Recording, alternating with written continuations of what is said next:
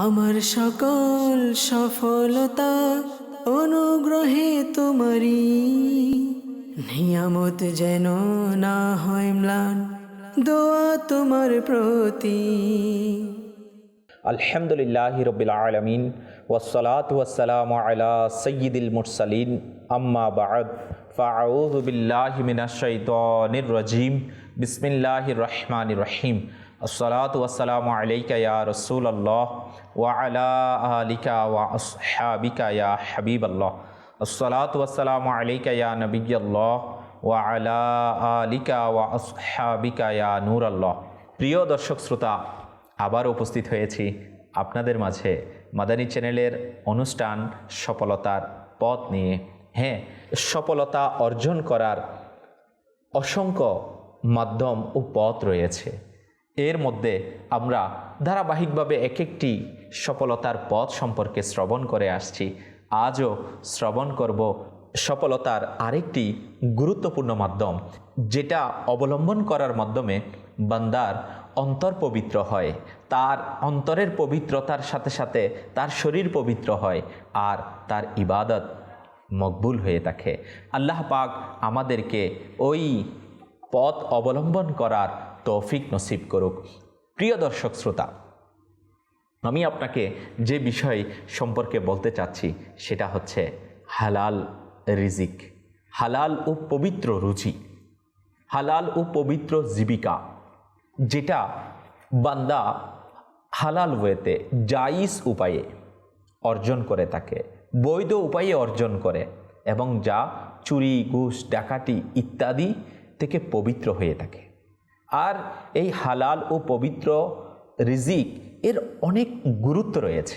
হযরতে সাইয়্যিদুনা ইয়াহইয়া বিন মুআজ রাহমাতুল্লাহি তাআলা আলাইহি বলেন, আনুগত্য আল্লাহ তাআলার ভান্ডারের মধ্যে লুকায়িত রয়েছে এবং এর চাবি হলো দোয়া, আর হালাল খাবার হলো এই চাবির দাঁত।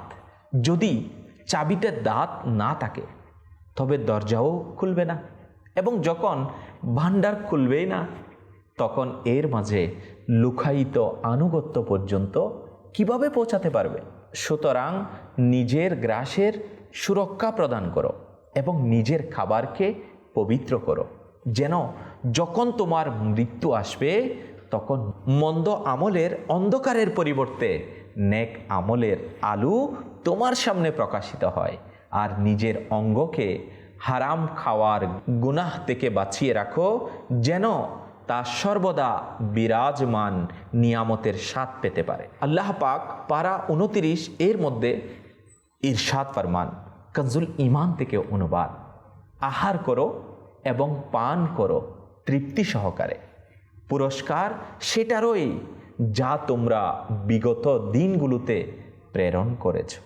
এবং যে হারাম খাবার খাওয়া থেকে বিরত থাকে না, তবে দীর্ঘ সময় ক্ষুধার্ত থাকার পর জাক্কুম গাছের তিক্ত এবং গরম ফল খাবে, তবে তা কিরূপ নিকৃষ্ট খাবার হবে! এটির ক্ষতি কতই মারাত্মক হবে যে হৃৎপিণ্ড টুকরো টুকরো করে দিবে এবং কলিজা ফেটে দিবে, শরীরকে ছিন্ন ভিন্ন করে দিবে এবং জীবন অতিষ্ঠ করে দিবে। জানা গেল হারাম খাবার অনেক ধ্বংসাত্মকতা এবং হালাল খাবারে খুবই বরকত রয়েছে। যে সকল মুসলমান হালাল রিজিক উপার্জন করে নিজের পরিবার পরিজনদের হালাল খাওয়ায়, তারা প্রশান্তি এবং স্বচ্ছন্দময় জীবন অতিবাহিত করে। হালাল উপার্জন এবং হালাল আহারকারীরা মানুষের অন্তরে একটি বিশেষ স্থান করে নেয়। হালাল উপার্জন এবং হালাল আহারকারীদের কাজকর্মে বরকত হয়ে থাকে। হালাল উপার্জন ও হালাল আহারকারীদের গুনাহ ক্ষমা করে দেয়া হয় এবং তাদের দোয়া কবুল হয়। হালাল উপার্জন এবং হালাল আহারের ফজিলত এতই বেশি যে মন চায় শুধু বয়ান করতেই থাকি এবং শুনতেই থাকি।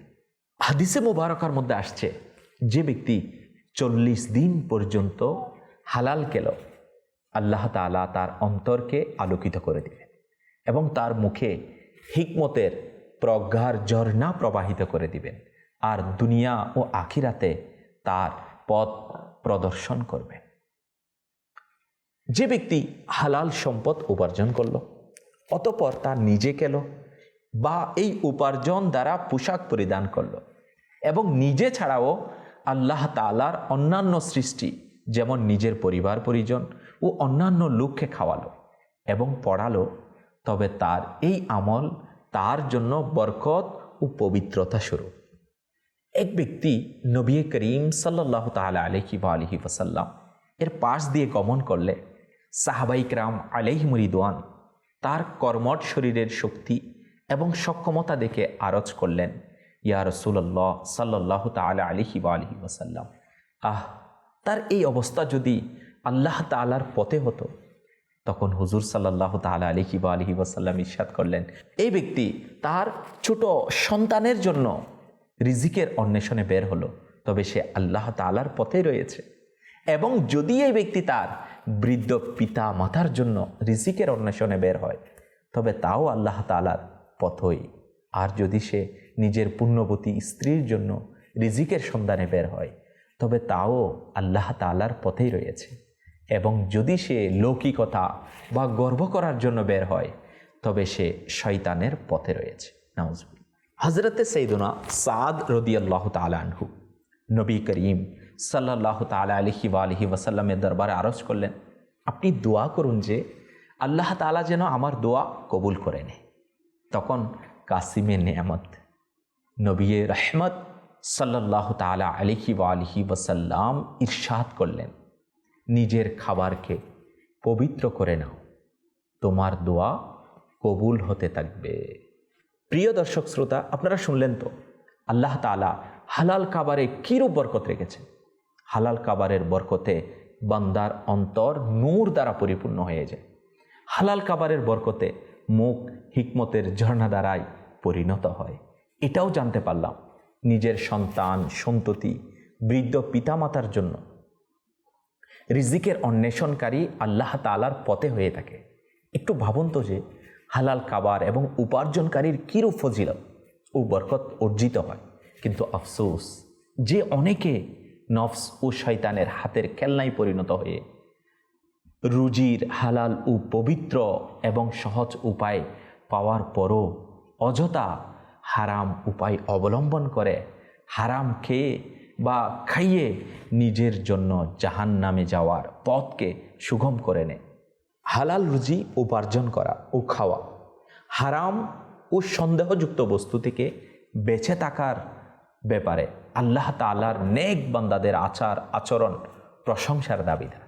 এই ব্যক্তিত্বরা হালাল রিজিক অন্বেষণের জন্য অনেক সময় দূর দূরান্তেও সফর করতেন। তাছাড়া অপরের জিনিসকে গনিমত মনে করে নির্দয়ের ন্যায় কুক্ষিগতকারী ছিলেন না, বরং খুবই সাবধানী খুবই সচেতনতা অবলম্বন করতেন। উয়ুনুল হিকায়াত এর প্রথম খণ্ডে একটি ঘটনা বর্ণনা করা হয়েছে। হযরত সাইয়্যিদুনা ইব্রাহিম বিন আদহাম রাহমাতুল্লাহি তাআলা আলাইহি বলেন, আমি মাশায়েখদের নিকট জিজ্ঞাসা করেছি হালাল রিজিক কিভাবে কোত্থেকে উপার্জন করব। আমার এই প্রশ্নের উত্তরে মাশায়েখরা বলেছিলেন, আপনি যদি হালাল রিজিক উপার্জন করতে চান তাহলে সিরিয়ার রাজ্যে চলে যান, সেখানে গিয়েই আপনি হালাল রিজিক উপার্জন করতে পারবেন। আমি সিরিয়ায় চলে গেলাম, সেখানকার এক শহর গিয়ে পৌঁছালাম। সেখানে আমি অনেক দিন কাটালাম। লোকজন থেকে জিজ্ঞাসা করলাম কি কাজ করলে আমি সন্দেহমুক্ত হালাল রিজিক উপার্জন করতে পারব, কিন্তু কেউ আমাকে যথাযথ সেই রাস্তা দেখাতে পারল না। অবশেষে বিষয়টির সমাধান আমি সেখানকার মাশায়েখদের নিকট চাইলাম। তারা বললেন, আপনি যদি একান্তই হালাল উপায়ে রিজিক উপার্জন করতে চান তাহলে তারসুস নামের নগরীতে চলে যান। ইনশাআল্লাহুল করিম সেখানে হালাল উপার্জনের মাধ্যমে হালাল রিজিক অর্জন করতে পারবেন। অতএব তাদের পরামর্শে আমি তারসুস নগরীতে চলে গেলাম। সেখানে হালাল উপার্জনের উদ্দেশ্যে এদিক সেদিক ঘোরাফেরা করলাম। একদিন কোনো কাজ পাওয়া যায় কিনা এই ভেবে একটি সমুদ্রের কিনারায় পৌঁছালাম।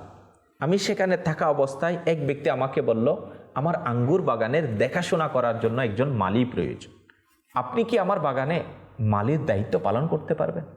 আমি বললাম, ঠিক আছে, আমি করব, অতএব আমি লোকটির সাথে গেলাম। খুবই কষ্ট আর মেহনত করে দায়িত্ব চালিয়ে যাচ্ছিলাম। এভাবে অনেক দিন অতিবাহিত হয়ে গেল। একদিন হঠাৎ কিছু বন্ধুবান্ধব সহ বাগানের মালিক এলেন। এসে আমাকে ডেকে বললেন, আমাদের জন্য উন্নত মানের কিছু মিষ্টি জাতের আঙ্গুর নিয়ে আসো। আমিও টুকরি নিয়ে গিয়ে একটি গাছ থেকে আঙ্গুর এনে মালিকের সামনে রাখলাম। তিনি একটি আঙ্গুর মুখে দিয়েই দেখলেন আঙ্গুর টক। তিনি আমাকে বললেন, হে মালিক, তোমাকে নিয়ে বড়ই আফসোস। এতদিন ধরে এই বাগানের কাজ করে যাচ্ছ, অথচ এখনও পর্যন্ত টক আর মিষ্টি আঙ্গুরগুলো চিনলে না। অথচ তুমি বাগান থেকে আঙ্গুর তো খেয়ে থাকো।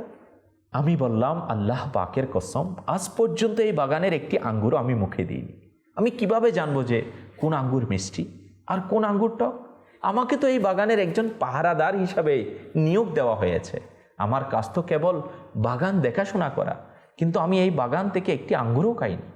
হজরত সৈয়দুনা ইব্রাহিম বিন আদহাম রহমতুল্লাহ আলাইহির মুখে এই কথা শুনে বাগানের মালিক বন্ধুদের দিকে তাকিয়ে বললেন, এর চেয়ে আশ্চর্যের কথা আর কি হতে পারে যে এক ব্যক্তি এতদিন যাবৎ বাগানের কাজ করছে আর এতই ইমানদারি রক্ষা করবে যে সেই বাগানের একটি আঙ্গুরও খাবে না। আপনাদের কি মনে হয় এই লোকটিকে তো ইব্রাহিম বিন আদহামের মতোই মুত্তাকি ফরহেজগার বলে মনে হয়? বাগানের মালিক জানতেন না যে ইনি হজরতে সৈয়দুনা ইব্রাহিম বিন আদহাম রহমতুল্লাহি তাআলা আলাইহি।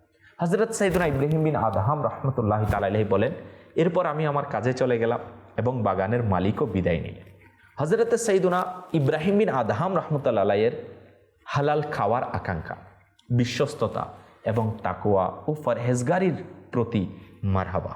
যদি তিনি রহমতুল্লাহ আলাইহি চাইতেন, তবে রব আল্লাহ তাআলার দরবারে দোয়া করলে তাকে সহজেই মনের মতো খাবার এবং পানীয় দান করে দেয়া হতো। কিন্তু তিনি জানতেন যে মেহনতেই মহত্ব, তার বিশ্বস্ততা ও তাকওয়া এবং ফরহেজগারির এই অবস্থাও ছিল অনন্য। তাছাড়া আঙ্গুরের পুরো বাগানের দেখাশোনার ভিত্তিতে তার আয়ত্তেও ক্ষমতাও ছিল। তিনি যদি চাইতেন তবে বাগানের আঙ্গুরের পরিপূর্ণ স্বাদ গ্রহণ করতে পারতেন। কিন্তু তিনি সেই সব মানুষের মতো ছিলেন না যে যারা হালাল ও হারামের তোয়াক্কা করে না, যারা আমানতের খেয়ানতকারী, যাদের দৃষ্টি অন্যের সম্পদের দিকেই লেগে থাকে। বরং তিনি তো হালাল খাওয়ার গুরুত্ব ও ফজিলত সম্পর্কে ভালোভাবেই অবহিত ছিলেন। আল্লাহ পাক আমাদেরকেও এই মহান বুজুর্গানে দ্বীনের পথ অনুসরণ করে হালালের রাস্তা অবলম্বন করা, হারামের পথ থেকে ফিরে এসে নিজের জীবনকে হালাল রিজিক দ্বারা অতিবাহিত করার তৌফিক নসিব করুক। আমিন আমিন বিজাহি নবিল আমিন। সল্লু আলাল হাবিব সাল্লাল্লাহু তাআলা আলা মুহাম্মদ সাল্লাল্লাহু তাআলা আলাইহি ওয়া আলিহি ওয়াসাল্লাম।